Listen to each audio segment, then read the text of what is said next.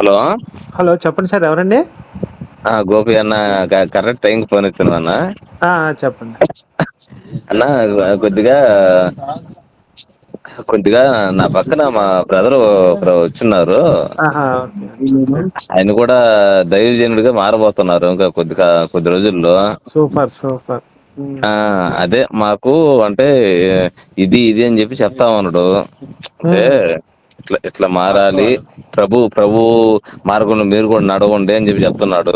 ఉమ్, ఉమ్, సరే, మా ఫ్రెండ్ ఉన్నాడు గోపి అన్న, ఒకసారి మాట్లాడు ఉమ్, అన్న అని ఉమ్, చెప్పి అన్నాను. ఉమ్, ఒక్క నిమిషం మాట్లాడండి బ్రదర్. ఉమ్. అన్న మాట్లాడు. క్రిస్టియన్ కదా ఆయన, జస్ట్ ఆయన కొన్ని డౌట్లు ఉన్నాయి. బ్రదర్ అన్నా ఆ, ఆ. అన్నా చెప్పన్నా. అంటే మీరు దైవజనుడిగా మారుతున్నారా ఎట్లా? లేదన్నా, నేను మామూలుగా నాకు ఆ, విశ్వాసనే 2 ఆహా, years అయింది. బాప్టిజం తీసుకున్నాను. నా పేరు ఏందన్నా? ఆహా, తీసుకున్నారా? తీసుకున్నాను. ఏం పేరు పెట్టుకున్నారు ఇప్పుడు?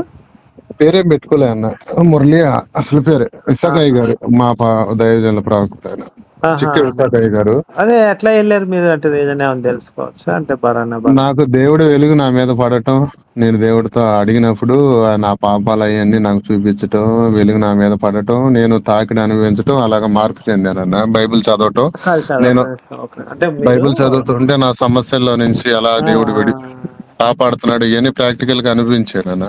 ఆహా. అంటే వెలుగు పట్టడం అంటే అర్థం కాలేదండి నాకు. వెలుగు వెలుగు అంటే పట్టడం అంటే? వెలుగు పడటం అంటే నా మీద నేను ఇలా మోకాలు వేసి నేను అడుగుతున్నప్పుడు నాతో ఆ, నువ్వు మాట్లాడతావంట కదా, ఆ, నువ్వు నిజమైన దేవుడు అయితే నాతో మాట్లాడా అని అడిగినప్పుడు ఆ. అలా వెలుగు అది అంటే ఇప్పుడు మీరేం ఒకసారి అడిగారు, ఆయన ఏమి ఇచ్చాడండి? ఉం? మీరేం అడిగారు, ఆయన ఏమి ఇచ్చాడు? ఆ వెలుగు నా మీద పడటం, అంతకు ముందు నేను చిన్నప్పటి నుంచి చేసిన పాపాలు చేసినవి అవన్నీ నాకు కళ్ళ ముందు కనపడటం. కాదు కాదు, ఒక నిమిషం అండి. అసలు మీ పాపాలు పోయినాయి మీకు ఎలా తెలుసు? నా పాపాలు పోయినానని కాదు, నేను చేసిన తప్పులు నాకు చూపించాడు. పాపాలు పోవటం అనేది పాప క్షమాపణ, నేను క్షమిస్తానని ఆయన అన్నాడు.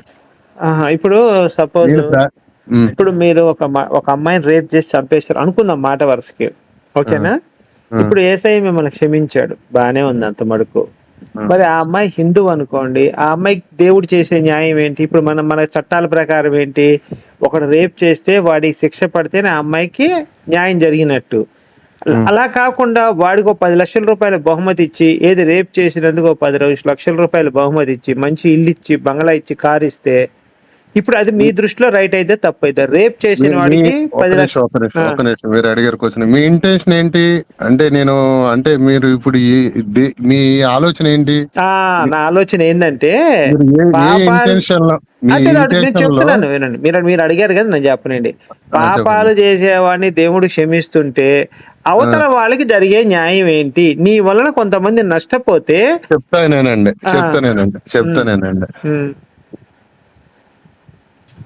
మన రాజ్యాంగంలో నరహత్య చేయకూడదు, వ్యభిచారం చేయకూడదు, లాలో ఉన్న పొందుపరిచినవన్నీ బైబిల్లో ఉన్నాయి. మోషే ధర్మశాస్త్రానికి వెళ్ళి దేవుడు ప్రత్యక్ష దగ్గర తెచ్చుకొని ఉన్నారు.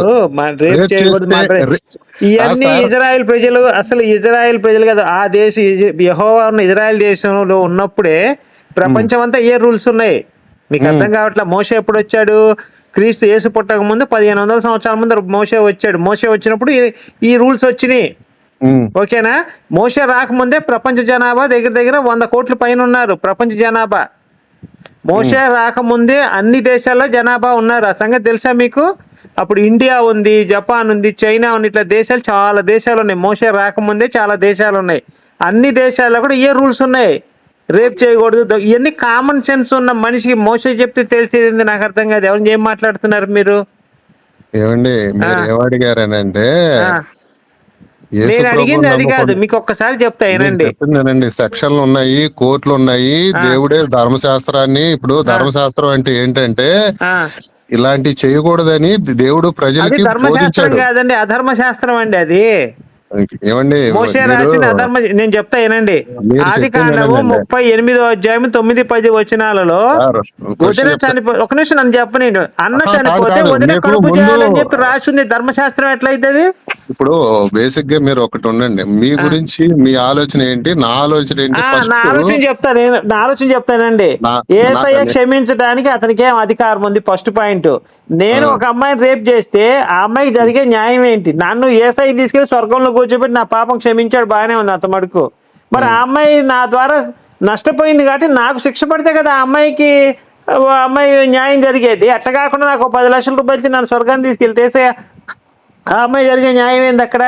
ఏమండి ఒక విషయం ఊరికే అనుకుందాం. ఆడు రేప్ చేసేసాడు, ఆడలో ఇలా పెట్టిపోయి ఉంది. ఇప్పుడు ఆడు ఆ అమ్మాయికి న్యాయం ఏంటి అండి? ఒక విషయం చెప్తాను. మీరెవరో నేనెవరో శిక్ష అండి. పడితే కదండి ఆ అమ్మాయికి అసలు మీరు ఆలోచన ఆడు మీరే ఉన్నారండి. పడుతున్నాడండి. నేను రేప్ చేస్తా, నేను మత్తులో నేను మిమ్మల్ని కొట్టి చంపేశా. వినండి ఒక నిమిషం, నేను మిమ్మల్ని కొట్టి చంపేశా, ఓకేనా? కాసేపు అనుకోండి. వెళ్ళి యేసయ్య దగ్గరికి అయ్యా బలానా ఆయన కొట్టి చంపే, నీ పేరేంటయ్యా? నా పేరు మురళి. మురళిని కొట్టి చంపేశాను యేసయ్య, నా పాపాన్ని క్షమించయ్యా అంట. యేసయ్య ఉంటాడు, అర్రే నువ్వు మారు మనసు పొందావు, నిజం చెప్పేవాడిని నీకు స్వర్గలోకం ఇచ్చేసా అంటాడు. స్వర్గలోకం ఎవడో ఇప్పుడు నా పాపం క్షమించే అధికారం ఉంది కదా ఆయనకి. ఏమండి మీరు వాదోపవాదాలు అనుకుంటే ఏది కూడా రాదు. ఇప్పుడు నిజం మాట్లాడితే మీకు అర్థమవుతుంది. నిజంగా మర్డర్ చేయండి, పాపం క్షమించాడు. ఇప్పుడు మర్డర్ పెట్టారు కదా మీరు. ఒక విషయం కాదండి, కాదు ఒక నిమిషం అండి. మీరు మర్డర్ చేసి చెప్పిందండి ఒకసారి వాదోపం కాదు. ఇప్పుడు నెత్తి తగినోడికి తెలుస్తుంది బాధ. ఏం మాట్లాడుతున్నారు మీరు? మీరు అవతలాడు వాడేమన్నా వాడిని నేను చంపితే నన్ను క్షమిస్తే మరి మీకు జరిగే న్యాయం ఏంటి? మీరెవరండి తీర్పు తీర్చడానికి? నేనెవరిని? ఆయన ఎవరు తీర్పు తీర్చడానికి? ఆయనకేం అధికారం ఉంది? అది మీకెందుకు? ఆడికి ఏది కొనుక్కున్నాడో తీర్చినోడికి. ఇప్పుడు నీ భార్యకి అన్యాయం జరిగిందండి, ఇప్పుడు నిన్ను చంపేసి నీ భార్య అన్యాయం జరిగిందని నేను చెప్తుంటే, నా భార్యకి అన్యాయం జరిగినా పర్లేదు దేవుడు క్షమిస్తాడని చెప్తే ఏం మూర్ఖత్వం మాటలు కాదు? ఆలోచించు ఒకసారి. మూర్ఖత్వం ఎవరికి చెప్పాడండి? నీకు వెలుగు కనపడింది కదా, పని నీకు వెలుగు కనపడింది కదా. నా పేరు గోపి, యేసు గురించి మేరీ గురించి రోజు అమ్మ నా బూతులు తిడతా ఉంటా. నీ ఏదైనా దమ్ముంటే నా దగ్గరకు వచ్చి నాతో మాట్లాడమని చెప్పు, లేదా నాకు శాపాలు కురిపించమని. నాది నేను 5 సంవత్సరాల నుంచి మేరీ మొగుడుతో కాకుండా ఎవడో పరిశుద్ధాత్మ కడుపు చేయించుకుని యేసును కన్నది అంటున్నా. ఇప్పుడు ఇంకొకటి ఆలోచించండి. ఇప్పుడు మీ మీ మీ మీ నాన్నగారి పేరు ఒక నిమిషం అండి. మీలాంటి వాళ్ళు ఎంతో మంది కూడా ఒక్క నిమిషం నన్ను చెప్పనండి. మీ నాన్నగారు మీ అమ్మ భర్త ఒకళ్ళే కదండి? ఆయన ఒక్క నిమిషం, మీ నాన్నగారు మీ అమ్మగారు భర్త ఒకళ్ళే కదా? ఇప్పుడు యేసు తండ్రి మేరీ మొగుడు ఒకడేనా? ఇప్పుడు విమర్శించడానికి చదివితే విమర్శ కాదండి, అసలు నిజం మాట్లాడండి. విమర్శ కాదు ఇది. మీరు విమర్శ అంటే ఏంటి? లేని సృష్టించడం. లేని సృష్టించడం కాదు. విమర్శ అంటే ఏంటి మరి? కాదు, ఏదైనా కానీ. ఇప్పుడు మీ అమ్మగారు, నేనేం చెప్తున్నాను, మీ అమ్మగారికి భర్త మీ నాన్నగారు ఒకటే. అది ఎవరికైనా సహజం. నొప్పి తగిలినోడికే వైద్యం ఉంటది కానీ నొప్పి తగిలినోడికి తెలియదు. అదే చెప్తున్నా. మేరీ మరి మొగుడు పెళ్లికి ముందరే, మేరీ పెళ్లికి ముందరే కాలు జారిందా లేదా చెప్పండి మీరు ఒక మాట. మీ పేరేంటి చెప్పండి? మేరీ పెళ్లి గోపి నా పేరు. మేరీ పెళ్లికి ముందు కాలు జారిందా లేదా? దీనికి ఒప్పుకుంటారా మీరు? ఏంటండి? మేరీ పెళ్లికి ముందరే కాలు జారిందా లేదా? మేరీ పెళ్లికి ముందరే మీరు బైబిల్ చదివారా? మీరు చెప్పండి. మీరు కాలు జారిందని అన్నారు. నేను చెప్పింది కదా, బైబిల్ చెప్పింది. నేను చెప్తే నన్ను అరెస్ట్ చేస్తారు పోలీసులు. బైబిల్ ఏమని చెప్పింది? ఆకాశం నుంచి అమ్మా నువ్వు కన్యకు ఒక కన్యకి. మీకు బైబిల్ రిఫరెన్స్ కావాలంటే నేను చదువుతా, ఒక నిమిషం లైన్ లో ఉండండి. అమ్మాకి అమ్మ అక్కడేం లేదులే గాని యేసుని వాళ్ళ అమ్మని అమ్మ అనలేదండి. మీరు ఒకసారి తీయండి. లూకాసు వార్త 1:35 వచనం. దూత పరిశుద్ధాత్మ నీ మీదకి వచ్చును, సర్వోన్నత శక్తి నిన్ను కమ్ముకొనును. అక్కడ మగోడితో సంపర్కం చేసినట్టు కొట్టలేదు అక్కడ. మరి మీదకి రావడం ఎందుకు? ఆకాశం నుంచి మేరీ గర్భం కలుగాకంటే కలగాలి కదండి. మరి ఈయన వచ్చి ఏం చేశాడు? ఇంకో ఆయన వచ్చి కమ్ముకున్నాడు. కమ్ముకోవడం అంటే కదలకుండా చేయటం. యెహోవా ఎవరు వచ్చింది అక్కడ? సర్వోన్నతుడు వచ్చాడు అక్కడికి. ఇప్పుడు పరిశుద్ధాత్మే మీదకి వస్తున్నాడు. జాగ్రత్తగా వినండి ఇక్కడ పాయింట్. పరిశుద్ధాత్మే మీదకి వస్తున్నాడు, సర్వోన్నతుడు వచ్చి కమ్ముకుంటున్నాడు. అంటే ఇద్దరు దేవుళ్ళు వచ్చి మేరీ కడుపు చేస్తున్నారు బలవంతాన. ఆకాశంలో నుంచి నేవయ్యా నీ కడుపు కలుగాకంటే కలగదా అండి? ఒక ఆయన మీదకి రావటం, ఇంకో ఆయన వచ్చి కమ్ముకోవటం దేనికది? అవును, మీరు దేవుడు దూతలు కదా, అందుకని మీకు అన్ని తెలుసు. కాదండి, దూత కాదు. అసలు మీకు కామన్ సెన్స్ ఉందా లేదా? అరే ఒక మీరు- స్త్రీ గర్భం చేయాలంటే దేవుడు ఆకాశం నుంచి మేరీ నువ్వు గర్భవతి అయిపోతున్నావు అయిపోతావా? మరి రాయండి మీరు ప్రాక్టికల్ గా అన్ని నేను రాయటం అన్ని కాదు స్వామి, రాయండి. ఇక్కడ నీకు ద్వంద్వ. ఇప్పుడు నేను ఒక మాట మీకు అలా చెప్తున్నా, అర్థమై- నేను మీకు అది అలా ఇప్పుడు అర్థమైంది. మన ఇద్దరం కలిపి నేను ఒక ఎక్కువ స్త్రీ దగ్గరికి వెళ్ళి మాట్లాడానంటే నేను ఒక ఇంకా నిమిషం. డెప్త్కి వెళ్ళానంటే మీరు ఇంకా దోషంలో వస్తాయి మీ నోట్లో దూషణలు నుంచి. కాదు, నేను చెప్పింది ఫ్యాక్టా కాదా? ఇప్పుడే ఇప్పుడు మీకు మన ఇద్దరం ఒక sense స్త్రీ ఉందా? దగ్గరికి వెళ్ళి నువ్వేం మీద ఎక్కుతూ నేను అక్కడ మీ నుంచి నోట్లో నుంచి ఒక కమ్ముకుంటాను, మాట- ఏమైంది అక్కడ? మీరేం అనుకోకపోతే ఒక మాట ఆ, అంటాను. ఆ, మీరే అడగండి. అన్నారు కదా ఆ, ఏసయ్య నేనే ఆయన అంటున్నాను, నేను తిడుతున్నాను కదా, నన్ను మార్చమని అని అన్నారు కదా. ఆ. దేవుడు క్షమించేవాడు, ఏసే నిజమైన ప్రేమ. మీ నోటితో ఇప్పుడు ఏది పలికారో అంటే మీరే ఫోన్ మేరీని రేప్ చేసిన ఏమండి? ఏసయ్య క్షమిస్తాడా? మీరే ఏసయ్య నిజమైన దేవుడు అని అనిల్ ఫోన్ అదండి, చేసి చెబుతారు. నేను మేరీని రేప్ చేస్తే ఏసయ్య నన్ను ఇవన్నీ క్షమిస్తాడు. ఇది ఎందుకండి? చెప్పండి మీరు సార్, ఒక ఇంక మాట నేనేం అన్నారు, అడగను. మీ నోట్లో నుంచి ఒక వాక్ అన్నారు కదా, నన్ను మార్చమని అన్నారు కదా. అవును. మీరు దైవ ప్రత్యక్షం మీకు సరే, ఇదంతా కనపడాలి కాదు, కదా. ఇదంతా కాదు, నన్ను అదన్నాక మార్చమని మాట్లాడుకుందాం మన సెకండరీ. ఇద్దరం. మేరీని అదంతా- రేప్ చేస్తే ఏసయ్య నన్ను క్షమిస్తాడా శిక్షిస్తాడా? ఏమండి, ఒక విషయం వదిలేయండి. మీకు అది అలా అనలా. సర్వోత్తమ శక్తి అని అంటే దేవుని శక్తి అనంతం. దేవుడు అవును, కమ్ముకోవటం ఆకాశం నుంచి ఒక దేనికండి నక్షత్రం బాబు? దూత వల్లే వస్తుంది నీకు అక్కడ. అర్థం కావట్లే, కమ్ముకోవటం దేనికి? దూరం నుంచి ఇదిగో కమ్ముకోవడం ఆకాశంలో అంటే నుంచోని మీనింగ్ మేరీ ఏంటి అంటే, గర్భవతి కమ్ముకోవడం అవుదా? అని అంటే అక్కడ సెక్స్ చేసినట్టు మీరు మీదకి ఊహించుకుంటున్నారు. ఎక్కితే అదే కదండి, దాని అర్థం కమ్ముకోవడం అని మీదకి అంటే రావడం ఇప్పుడు అంటే అదే పదజాలం కదండి. తెలుగు వర్డ్స్ ఉంటాయి. చెప్పింది ఏనండి, ఇప్పుడు మీరు కాదండి, ఇప్పుడు పాత నిబంధనలు ఆలోచన సారాకు వేరు. పిల్లలు ఇచ్చాడు దేవుడు. ఒక విధానవాదం నిమిషం వినండి. చేయకూడదు. ఒక సెంటెన్స్ కి పాత ఒక నిబంధనలు పదజాలం సారాకు పిల్లలు ఎలా ఇచ్చాడండి దేవుడు? యెహోవా? తెలుగులో అర్థాలు, నానార్థాలు, ప్రతిపదార్థాలు అరే, ఇవన్నీ ఉంటాయి. నేను ఒక అడిగే ఊరికి ప్రశ్న మీరు 30 ఉంటాడు. పాత సర్వోన్నతుని నిబంధనలో శక్తి అని అంటే సారాకి దేవుడు పిల్లలు ఎలా ప్రసాదించాడు? సర్వశక్తుని నీడండి. ఇప్పుడు నడిచేటప్పుడు నీ నీడే నీకు కనబడతా ఉంటది. ఎంత కనబడుతుంది? నేను మీరు 3 అడిగేది అడుగులు అది ఉంటే కాదు. 6 పాత అడుగులు కనబడుతుంది. నిబంధనలో యెహోవా సారాకి ఎలా పిల్లలు గోపి గారు, ప్రసాదించాడు? గోపి గారు ఆ. ఏంటి నాకొక్కడికే తెలుసు అనుకోవటం, నాకే జ్ఞానం అరే, ఉండటం అడిగిన దానికి మూర్ఖత్వం. చెప్పాలి కదండి. మీరు నాకు తెలియదు అందుకే మీరు అడుగుతున్నా. మీరు ఇప్పుడు నాకు ఫుల్లుగా తెలిసింది అనుకోండి, ఏంటంటే నేను అడగను. యేసు ప్రభు వారి గురించి, ఆ. గ్రంథం గురించి ఆ. విమర్శ చేయాలనుకుంటే ఏ జ్ఞానం మనకి రాదు. సరే, ఒకటి పోనీ విమర్శ కాదు. మీరు- యేసు మీరు సారాయి హైదరాబాద్- తాగాడు, యేసు సారాయి తాగాడు, మత్తుడు బాగా తాగాడు. తర్వాత నేను తాగనని ప్రతిజ్ఞ చేసి ఆ వచనాలు చూపించమంటారా బైబిల్లో? ఏసే పెద్ద తాగుబోతని బైబిల్లోనే ఉంది, నేను చెప్పలేదు అయ్యి. ఉన్నాయి, చూపించండి. మీకు అలా అర్థమైంది చూపించండి. అర్థం ఎక్కడ కాదు సార్, తాగాడు? నేను చూపిస్తాను, మీరు చెప్పండి దీనికి ఆన్సర్. పెట్టండి, బైబిల్ వాట్సాప్ చేయండి, నేను పెడతా. ఇప్పుడు నేను చదువుతాను, ఒక్క నిమిషం లైవ్ లో. చదవటం కాదు, మీరు చదవటం కాదు, వాట్సాప్ పెట్టు. వాట్సాప్ పెడితే వాట్సాప్ ఎందుకు వాక్యం స్వామి? నేను రిఫరెన్స్ చూపించి అడగలేకపోతే నువ్వు నన్ను అడగాల. పెట్టు. ఏసు నేను చూసుకో ఒకసారి. లూకాసు వార్త 7:34. మనుష్య కుమారుడు తినుచు త్రాగుచును వచ్చును గనక మీరు ఇదిగో తిండిపోతూ మద్యపాన సుంకర్లు పాపులు స్నేహితులు అనుచున్నారు. ఓకేనా? ఒక్క నిమిషం ఆగండి. లూకాసు వార్త 7:34. లోకాసు వార్త 7:34 అక్కడేముంది చదువు అయ్యా. చూసుకో.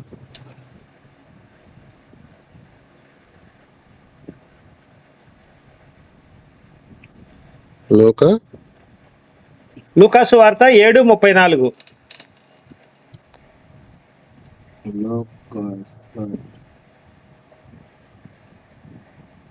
24 కదా, 34. 7:34. 7:34 వచ్చిన కరెక్ట్ గా ఆన్సర్ ఇస్తే యేసు దేవుడే ఒప్పుకుంటాను నేను దీనికి, మీరు కనుక కరెక్ట్ గా చెప్తే ఆన్సర్. యేసు తాగుబోతు కాదని నిరూపించాలి మీరు. యేసు కూడా తాగుబోతు. యేసు పచ్చి తాగుబోతు నేను నిరూపిస్తాను. ఇప్పుడు నిరూపించలేకపోతే యేసయ్యని దేవుడికి అంగీకరిస్తాను నేను. తీశారా బైబిల్ పరిశుద్ధ గ్రంథం? మనుష్య కుమారుడు తింటూ తాగుచు ఉన్నాడని చూడు మామ, చూడు చదువు మొత్తం. 34 గోపి అంటాడు. ఇప్పుడు నాకు కాల్ చేసింది ఎవరండి? మన హిందూ ఎవరో కాల్ చేశారు, ఏంది ఆయన పేరు? అన్నా నేనే అన్నా, అనిల్.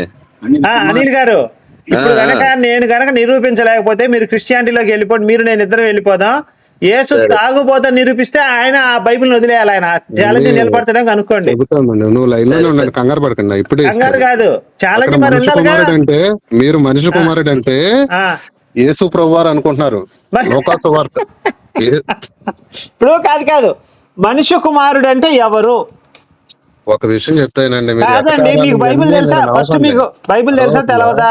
నీకు బైబిల్ తెలవటం ఏముంది కానీ, మనిషి కుమారుడు అంటే ఎవరు? వితాండవాదం చేస్తే ఎప్పుడు మీరు మనిషి కుమారుడు అంటే ఎవరు? మనిషి కుమారుడు అని అంటే నీ పోలికలో ఉన్నోడు నువ్వైనా నేనైనా కూడా వస్తాం అక్కడ. అంటే ఇప్పుడు యేసు కాదా ఇది అన్నది? ఎవరు? ఇది యేసుది కాదా? కాదు, దానికి ముందు పైన కూడా చదవండి. చదవండి. ఇదైతే మనిషి కుమారుడు అంటే దేవుడు కాదు, యేసు ప్రభు కాదు, యేసయ్య కాదు. ఒక విషయం చెప్తే బైబిల్ లేదు. మనిషి కుమారుడు అంటే దేవుడా కాదా? ఇప్పుడు యేసా కాదా? ఇది మొత్తం చెప్తాను. ఒక్క నిమిషం తమ్ముడు, ఆ ఓడ ఆ సందర్భం దానికి సంబంధించింది కాదులే. సరే మనిషి కుమారుడు తింటూ తాగుతూ ఉన్నాడని వీడు తిండిపోతూ తాగుబోతూ సుంకరులకు పాపులకు స్నేహితులు అంటున్నారు.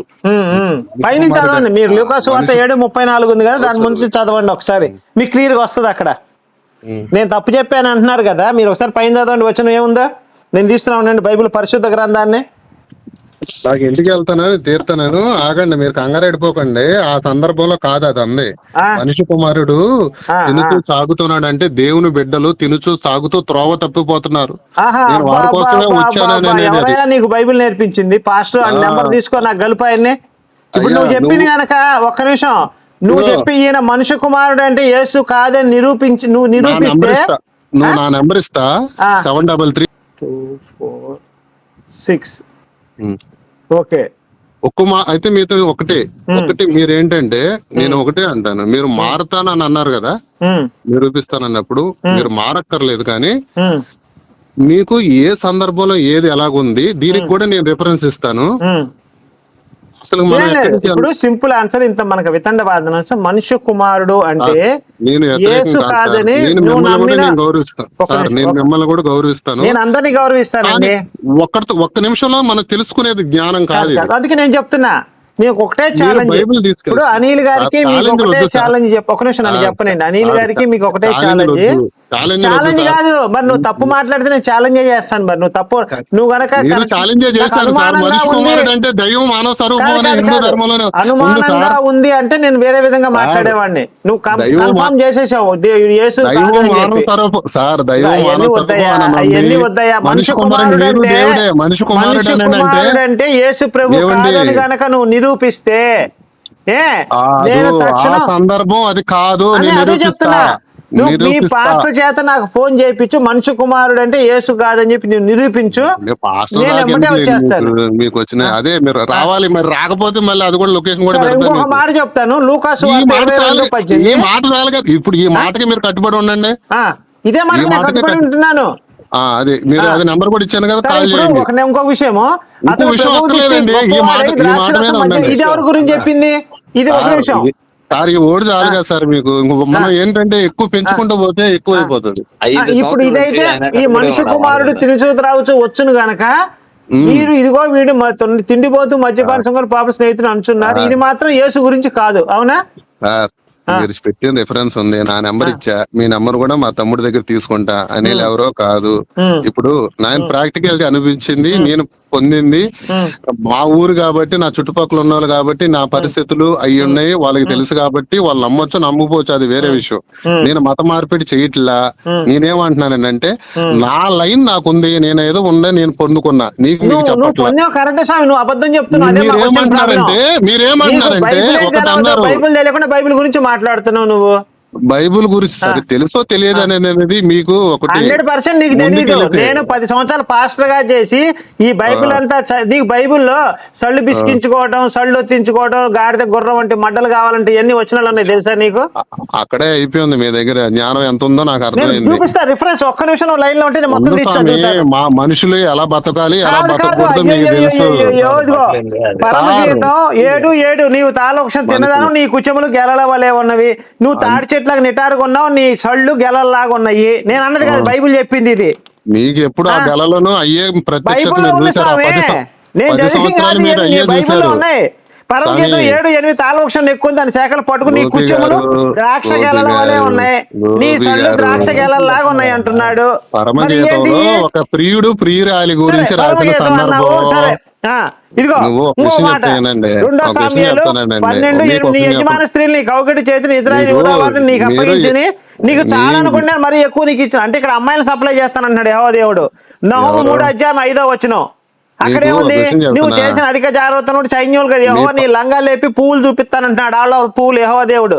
మీరు 10 సంవత్సరాలు అవి చూసే అయ్యే పట్టుకొని అవును మరి. ఉన్నట్టున్నారు. మీకు అరే, ఇక్కడ బైబిల్ ఉంది చూడు. చదివింది మీరు ఎక్కడున్నారు? అయ్యే చదువుకొని సామెతలు అక్కడ అయిపోయింది. 5:19 ఆమె ప్రియమైన లేడు అందమైంది ఏంటన్నా వెళ్ళిపోయాడు ఆయన చదువుతుంటే పరమగీతం ఇవన్నీ చదువుతుంటే. ఒక్క నిమిషం అన్న, నువ్వు రెఫరెన్స్ మొదలు చదువు అన్న, ఒక నిమిషం మాట్లాడు అన్న. నువ్వు ఇప్పుడు ఆయన సైలెంట్ గా ఉంటే నేను మొత్తం చదివి వినిపిస్తా. నేను చదివే దాంట్లో ఒక తప్పు ఉందని నిరూపిస్తే ₹1,00,000 ఇప్పుడే ఫోన్ పే చేస్తాను నీకు. పదజాలాలు పెట్టేసి అనిల్ గారు మీరు ఒకసారి జాగ్రత్తగానండి, నేను ఫస్ట్ నుంచి చదువుతాను. ఒకసారి ఆయన నిలమని చెప్పండి. ఇదిగో సొంత కూతుర్ని కలుపు చేసిన లోతు. ఫస్ట్ కూతుళ్ళు ఇద్దరికి, సొంత కూతుళ్ళకి లోతు ఇద్దరు కూతుళ్ళు కడుపు చేస్తాడు. యెహోవా దేవుడు ఏమి శిక్ష చేయలేదు. ఓకేనా? నెక్స్ట్ రూబేన్ వెళ్ళి కూతుర్లకి ఎందుకు చేశాడు కడుపు? పడుకోండి చేస్తానని చెప్పలా ఆయన. ఆయన ఏం చేశాడంటే సుధమ గురమ పట్టణానికి వెళ్ళినప్పుడు ఆయన ఏంటంటే వాళ్ళ భార్య వెనక్కి తిరిగి చూడొద్దు, వదిలేసేసి నేను ఉగ్రత తెప్పిస్తాను, మీరు కుటుంబంతో ఎందుకు చేశాడు ఆయన? వినవయ్యా స్వామి, ఆ సంగతి నాకు తెలుసా? నువ్వు చెప్పకు. నేను కూతురు కడుపు గురించి నాకేందుకు చెప్తావు నువ్వు ఎందుకు నువ్వు ఇక్కడ కూతురు కడుపు చేశాడు, ఏమి శిక్ష చేశాడు చెప్పు నాకు. అజ్జాలు ఇంకేమొద్దు. సొంత కూతురు కడుపు చేస్తే లోతు నీతి మంత్రులని తీర్పు ఇచ్చాడు బైబిల్లో. ఓ క్వశ్చన్ చెప్తాను, నీకు అంత జ్ఞానం లేదు కానీ నాకు అర్థమైంది. నేను అడిగింది ఏంటి? కూతురు కడుపు చేస్తే దేవుడు ఏం శిక్ష వేశాడన్నా? కూతురు కడుపు చేస్తే యెహోవా ఏం శిక్ష వేశాడు లోతుకి? శిక్ష ఏమిటి? మొత్తం చనిపోయారు కదా, నీకు తెలీదా? ఎవరు చనిపోయారు? అవును, అలా కుటుంబమే లేదు కదా స్వామి. ఏమైంది? చనిపోయింది. నువ్వు చదువు. రూత్ ఎక్కడి నుంచి వచ్చింది? రూత్ ఎవరేంటి? రూత్ ఎవరు? ఏ వంశం నుంచి వచ్చింది? అప్పుడు వాళ్ళు చనిపోలేదా? తండ్రి పాపం చేసినోడు. రూత్ ఎవరని అడుగుతున్నాను నేను. నువ్వు అన్నావు చనిపోయారన్న కూతుళ్ళు. ఇప్పుడు లోతు కూతుళ్ళు లోతు కొడుకులు అందరూ చనిపోయారా? నువ్వు ఒక విషయం చెప్తాను. పాపం చేసింది ఎవడు? మగాడే కదా. రాక్షసం పెట్టించింది ఎవరు? ఎవరు ద్రాక్షరసం తెచ్చింది? మగోడా? తిక్కలోడా? ఏం మాట్లాడుతున్నావురా నువ్వు? కూతులకు ద్రాక్షరసం పోసి, కూతులే తండ్రికి ద్రాక్షరసం పోసి సెక్స్ చేశారు అక్కడ. కంట్రోల్ తప్ప మాట్లాడతావని తెలియకుండా మాట్లాడతావు నువ్వు. ఒక విషయం చెప్తాను, నేను తిట్టినా సరే నువ్వు కూల్ గా ఉండాలి. ఏసై నీకు నేర్పించింది అదే. నేను అందుకని నీ ఫోన్ కట్ చేశాను. కూల్ కి మాట్లాడాలా? నిన్ను వచ్చి పిల్లల మీద చరుస్తున్నా సరే నువ్వు సైలెంట్ గా ఉండాలి, మాట్లాడకూడదు. ఏసయ్యా ఏసయ్యా అనాలా? ఒక విషయం చెప్పింది, ఏసై ఏం చెప్పాడు? తండ్రి ఈ రేంజ్ తెలియదు క్షమించడు అన్నాడు. నీ మొహం మీద ఉమ్మేసినా నిన్ను కర్రలతో కొట్టినా సరే నువ్వు ఏమనాలి? ఒక చెంప కొడుతూ ఇంకో చెంప చూపించాలి. నీకు అది తెలుసు కాబట్టి నీకు అంత టోన్ వస్తుంది, కానీ లేకపోతే నీకు అంత టోన్ రాదు. చెప్పు, లోతు కూతుళ్ళు కడుపు చేస్తే లోతు దేవుళ్ళు ఎందుకు శిక్షించలేదు? నీ దగ్గర ఆ జ్ఞానం లేదు, నువ్వు పెట్టేసే. నువ్వు పెడితే ఓడిపోయినట్టే. ఓడిపోయా నేను ఓడిపోయా. ఒక విషయం చెప్తే నేను నీలాంటి వాడి వల్ల లోతు కూతుళ్ళకి ఏమి శిక్ష? దేవుడే ఓడిపోయాడు. దేవుడే పాపాలు చేసే వాళ్ళ కోసం ఓడిపోయాడు. నేను ఆఫ్టర్ నేను అంతా ఏం ఓడిపోయాడు? చేతగాక 8 మంది కుక్క సాగు చచ్చాడు, మొహం మీద ఉమ్మేయించుకున్నాడు. నువ్వు ఉమ్మేయించుకుంటావు మరి మొహం మీద? నువ్వు అదే మరి నీ పక్కన మొహం మీద ఉమ్మేయించుకో, నేను చూస్తా. నీ మొహం మీద ఉమ్మేయించుకో. ఇప్పుడు నువ్వేమంటున్నావు? ఒరే అని అంటున్నావు. అబద్ధాలు చెప్తే ఒరే ఎదురుకుంటే చెప్పు తీసుకొని కొట్టేవాడు నిన్ను. నీకు అంత సినిమా లేదులే కానీ పెట్టే ఫోన్ పెట్టి. నా సంగతి తెలియదు నీకు. ఇంకా పిచ్చోడని పిచ్చి మాటలు మాట్లాడతావు నువ్వు. అరే లోతు కూతుళ్ళకి ఏమి శిక్ష చేశారంటే నీ దగ్గర